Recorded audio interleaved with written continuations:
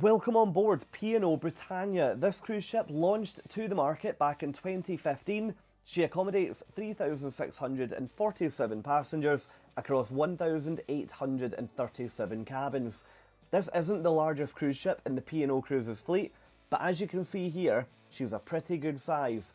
In this video today, we are going to go on a full ship tour covering every single public venue.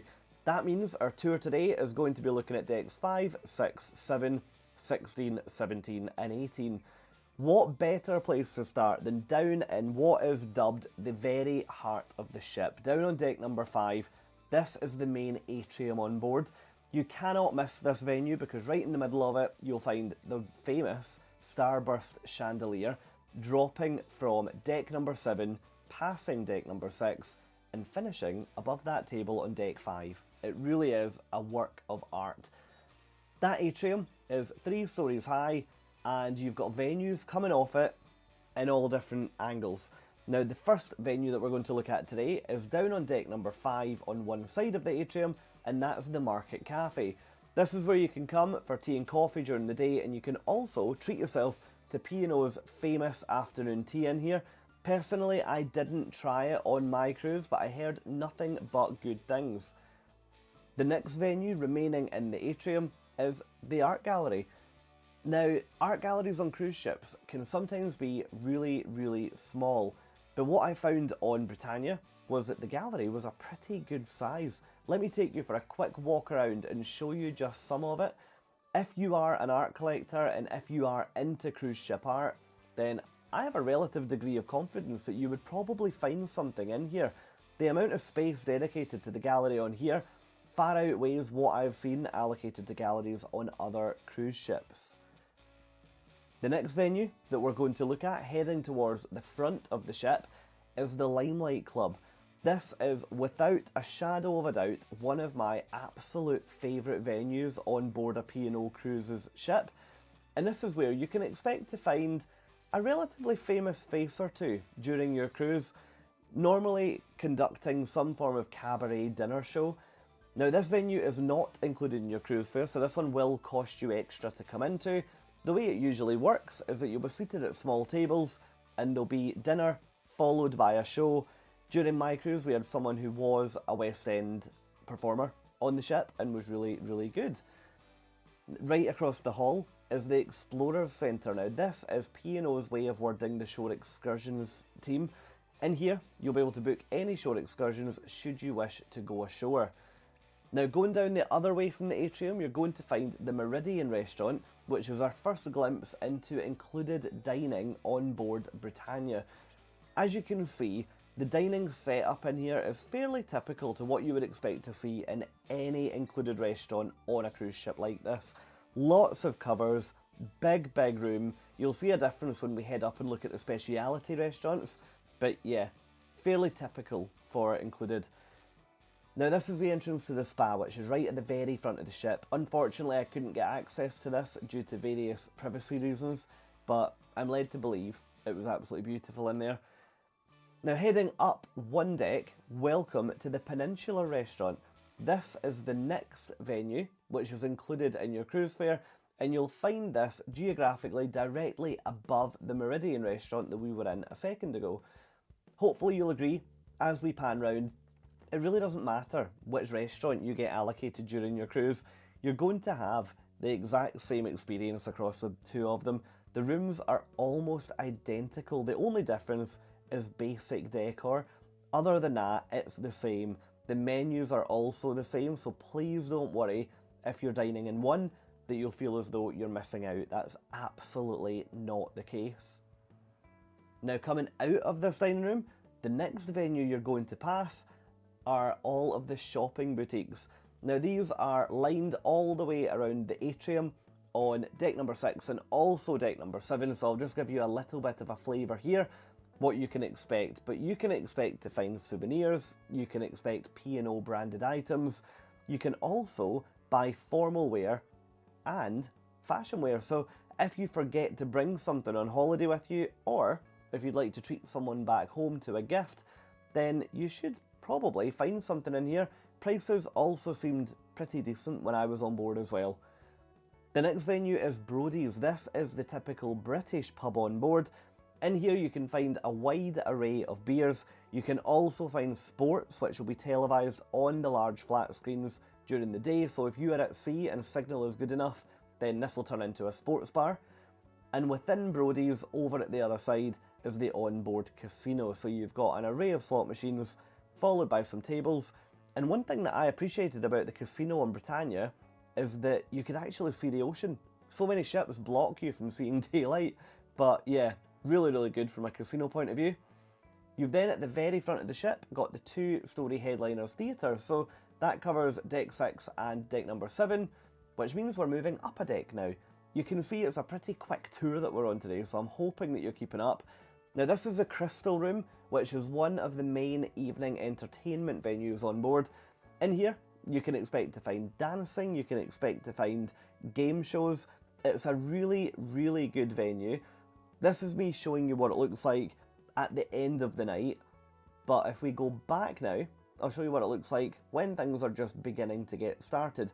You can see the venue completely transforms with a little bit of lighting. This will also become one of the late night venues on board, but due to this venue having cabins directly above, the nightlife will then move into the nightclub elsewhere on the ship.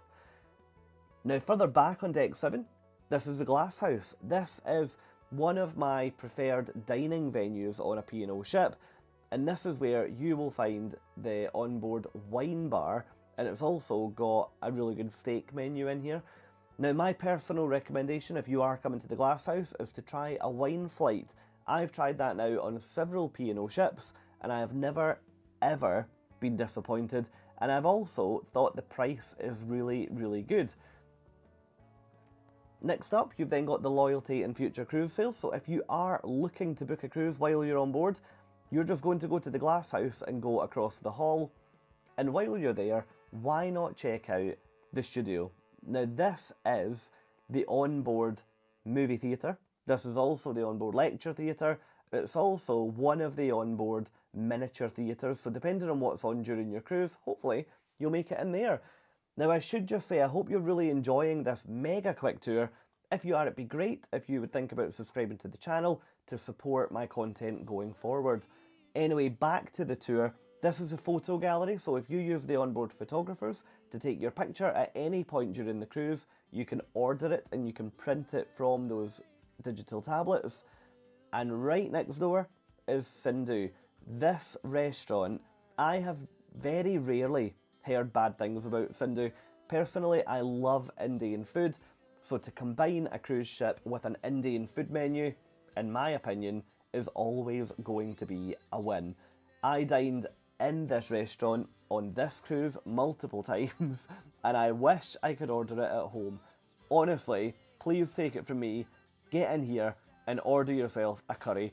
It is without doubt the best Indian food I have had on a cruise ship, and that's going quite far, to be honest. Now right at the very back of the ship, you're going to find the Live Lounge. Now this is the onboard nightclub. So when it gets to about 11 PM, this will then turn into the nightclub. But during the day, you'll find other types of entertainment in here. You can see it's a really nice space here. And it's right at the back of the ship, so you get some really nice views out the windows on either side. So I'm a really big fan of this lounge. I really like the location and how it feels separate to the rest of the ship. Now all the other cabins before we hit deck number 16 are just passenger cabins. So we're not going to look at them, but if you stay tuned on my channel, I will show you plenty of cabins from on board this cruise ship and many, many more. So yes, stay tuned. Anyway, the crow's nest up at the very front of the ship on deck 16 is where you're going to get some of the best views of either the ocean or the ports that you're visiting.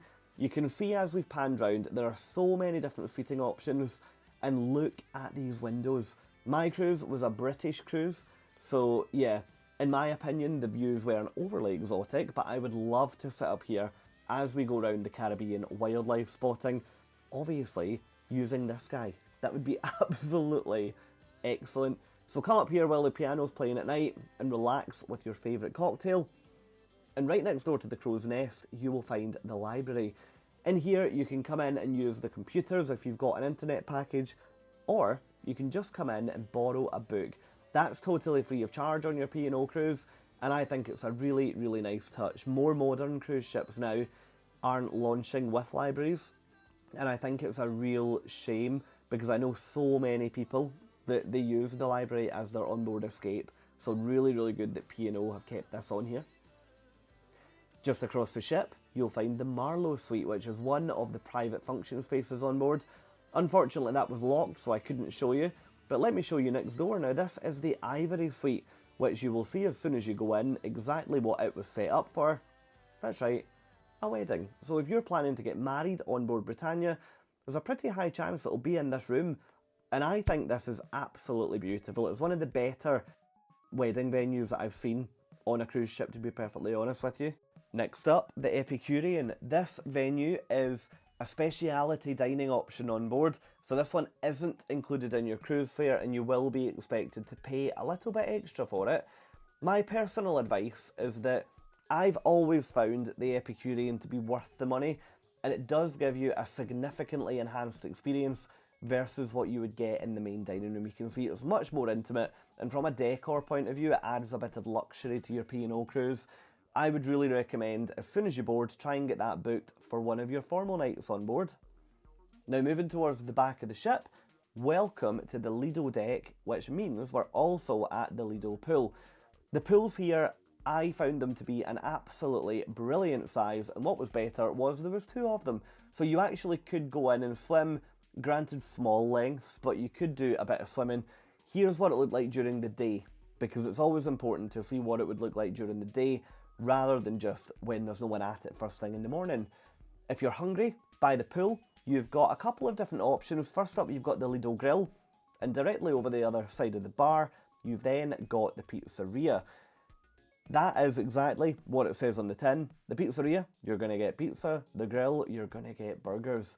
Now, up at the other end of the pool, you've got the ice cream shop, where you'll also get Costa branded coffee, and directly opposite the ice cream and coffee shop, you've got grab and go coolers, which are usually used for salad and things that you can just take away to eat by the pool. Now heading further towards the back again, you're going to find the Horizon Restaurant.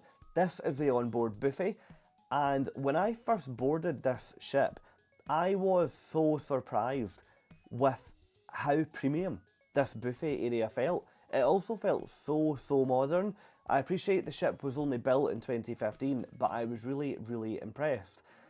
In terms of what's available up here, 24 hours you can get water, you can get coffee, you can also get tea, and I'll zoom in on that unit now so that you can see what types of tea are available.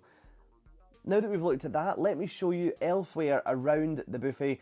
Seating options, you've got some really nicely padded actually, seats by the chairs there, or you can opt for the more booth style seating, which is what you're looking at now. And then all the way out at the back of the Horizon, you've got the Sunset Bar. Now this is on deck 16, so the views from here are usually absolutely great, but I had to shoot this at night because it was a very, very popular space with other guests. You'd be able to get snacks out of those silver trays that were on the right hand side there at various points during the day. I found it would be busiest out here around lunchtime. Now the next venue for us to explore together is on deck 17. This is at the very back of the ship, directly above the Sunset Bar. You can see that you've got a pool with some of the best views looking over the back of the ship. Heading forward, you then find the upper deck of the Lido, so you can look down onto that pool space here. You can also see at night that would turn into a disco venue when the weather was warm enough, which I really, really enjoyed. And then towards the front of the ship, you're going to find the Serenity Pool. This is adults only, all day, every day, which, believe it or not, was very, very well policed, and I never saw children here on any day of my cruise. It's probably because there's nothing here for them to do, so there was nothing attracting the kids to come and spend time here. Now, there's no reserved seating here, so whether you get a lounger or a cabana is entirely up to you, depending on what time you surface. And you've got the bar at the very back of the space there. Next up, let's talk about the retreat. This is at the very, very front of the ship. when you go through this private doorway, which is completely blacked out so you can't see through, you find a bit of a private oasis on the other side. The loungers in here are significantly comfier than what you find anywhere else on the ship. My recommendation is that if you're on a cruise with a lot of sea days, then you may want to look at booking yourself a pass for the retreat. At the point of my cruise, you could either book a 1 week pass or you could come in on a day pass basis. I had 5 sea days on my cruise, so I opted for the week's pass, and everyone got so much use out of it. It was absolutely great. Now, welcome to our final deck that we're going to look at today. The first venue to really quickly show you here is just loads of sunbathing space up on deck 18, and that comes just up from the arena, which is the onboard sports court. One thing that's really nice with the sports courts here is that they have a bar right here as well. So it almost becomes a little bit of a sports club, I guess, where you can come up here and have a drink and then watch people playing sports, which I really enjoyed, and I haven't seen that on a ship before. And then finally, all the way at the very back of the ship, you've got the golf nets, so you can perfect your swing. And that's it, 16 minutes to walk around what is a pretty big cruise ship. I hope that you've enjoyed this tour. If you have, then it would be amazing if you would give it a thumbs up just down below. And while you're there, why not click that subscribe button and join me on so many more ships. But for now, thank you for watching, and I'll see you in my next video.